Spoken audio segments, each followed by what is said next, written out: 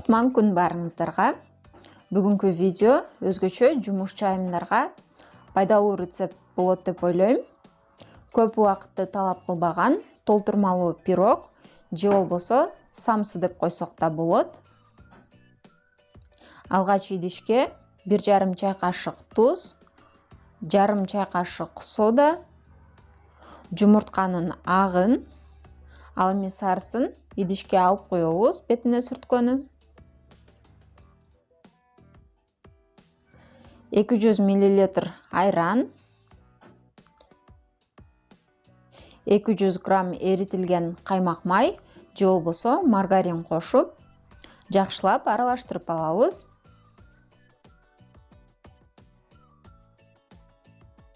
Эми ага алдын ала эленген унду салып, камыр жууруп алабыз.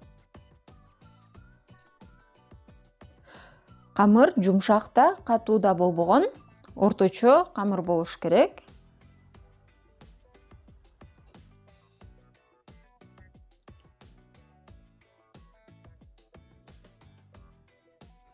Эми камырды коюп, толтурмасын даярдап алабыз. Ал үчүн картошка менен этти чарчы туурап алабыз. Пиязды да майдалап туурайбыз.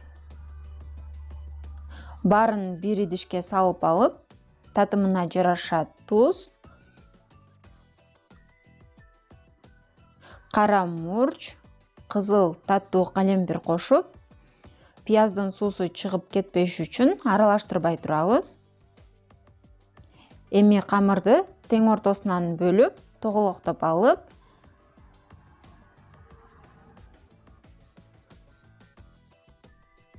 камырдын бирөөсүн алып, духовканын листине ылайыктуу кылып жайып алабыз. Өтө жука кылып жайбайбыз. 4-5 мм болсо болот калыңдыгы. Камырды үбөлүктүн жардамында листке салып алабыз. Камыр майлуу камыр болгондуктан листти майлабайбыз. Эми толтурмага 1 чай кашык зире, 80 мл каалагандай суюк май же болбосо ич май кошуп, жакшылап аралаштырып, камырдын үстүнө салып алып, тегиздеп жайып алабыз.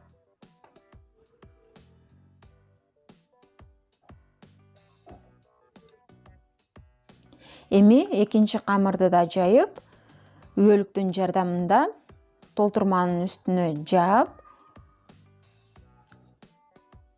четтерин бекитип алабыз.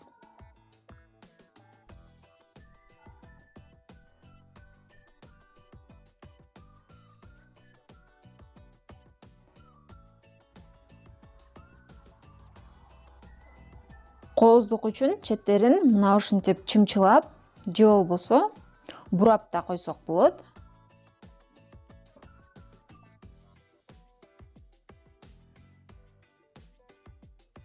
Эми жанагы жумуртканын сарысына 1 чай кашык суу же болбосо сүт аралаштырып, пирогдун бетине сүртүп, кооздук үчүн вилка менен чийип, седана себелеп коебуз.